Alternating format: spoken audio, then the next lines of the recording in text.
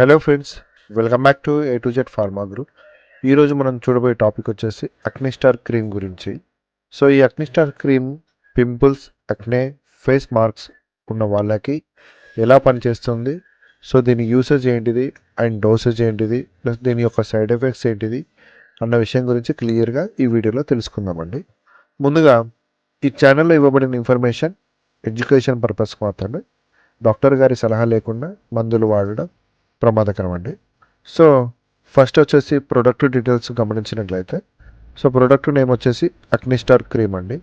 So ఇది topical cream. ఇది category వచ్చేసి దీన్ని అక్ని అంటే మన యాంటీ అక్ని గురించి వాడతారండి. సో ఇది కామన్గా ఇది అన్ని మెడికల్ అండ్ ఫార్మసీలలో అవైలబుల్ ఉందండి. సో దీనిలో ఉన్న కాంపోజిషన్ గమనించినట్లయితే అడాపిలైన్ అండ్ క్లిండామైసిన్ ఉంటుందండి. సో అడాపిలైన్ వచ్చేసి పింపుల్స్ రెడ్యూస్ చేయడానికి వాడతారండి. సో క్లిండామైసిన్ వచ్చేసి బ్యాక్టీరియల్ని కిల్ చేస్తుంది. సో ఈ రెండు కాంబినేషన్ అక్నే ఇన్ఫెక్షన్ని కంట్రోల్ చేస్తుందండి. సో దీని యొక్క యూసేజ్ గమనించినట్లయితే పింపుల్స్ లేదా అక్నేని క్లియర్ చేస్తుందండి. వైట్ హెడ్స్ అండ్ బ్లాక్ హెడ్స్ని క్లియర్ చేస్తుందండి. ఇది ఆయిలీ స్కిన్కి ఇది చాలా సూటబుల్ మెడిసిన్ అండి ఇది. సో మైల్డ్ అక్నే స్కార్స్ కంట్రోల్కి పనిచేస్తుందండి ఇది. సో ఎలా పనిచేస్తుంది అని చూసారంటే, సో నైట్ టైంలో ఫేస్ క్లీన్ చేసి ఒక చిన్న పీ సైజ్లో అప్లై చేయాల్సి ఉంటుందండి ఎక్కడైతే ప్రాబ్లం ఉందో అక్కడ.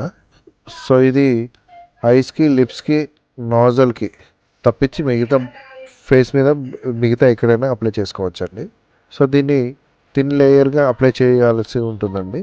సో నైట్ అప్లై చేసిన తర్వాత మార్నింగ్ చల్లటి నీళ్ళతోటి వాష్ చేసుకుంటే చాలా మంచి రిజల్ట్ ఉంటుందండి.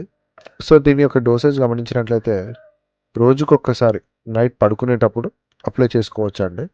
సో డాక్టర్ అడ్వైజ్ చేస్తే మాత్రం పొద్దున ఒకసారి, రాత్రికి ఒకసారి అప్లై చేసుకోవచ్చు ఇది. సో మినిమం 4 to 6 వీక్స్ వరకు అప్లై చేసుకుంటే సరిపోతుందండి.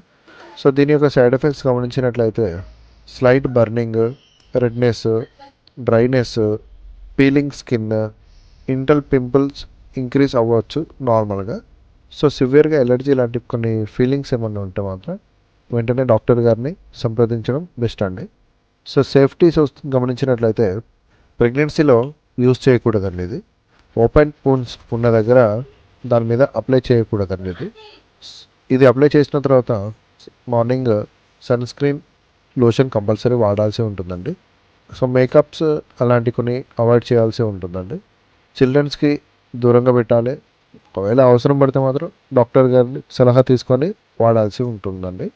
సో కొన్ని అవేర్నెస్ వచ్చేసి, సో చాలా క్రీమ్స్ అనేది ఫాస్ట్గా రిజల్ట్స్ ఇస్తుంది. బట్ ఏంటంటే కొన్ని రాంగ్ కూడా అయ్యే ఛాన్సెస్ ఉంటుంది. డే టైంలో అప్లై చేయడం అనేది అది రాంగ్ డిసిషన్ అయింది. సో ఇది అక్నిస్టార్ క్రీమ్ అనేది అప్లై చేసుకున్న తర్వాత కంపల్సరీ పేషెన్సీ అనేది ఉండాలండి. రెగ్యులర్గా యూజ్ చేయడం అనేది అలవాటుగా పెట్టుకోవాల్సి ఉంటుందండి. సో ఈ వీడియో మీకు యూస్ఫుల్ అనిపిస్తే లైక్ చేయండి. మెడికల్ అవేర్నెస్ కోసం ఛానల్ని సబ్స్క్రైబ్ చేయండి. మీ డౌట్స్ ఏమన్నా ఉంటే మాత్రం మాకు కామెంట్ రూపంలో తెలియజేయండి. Thank you friends.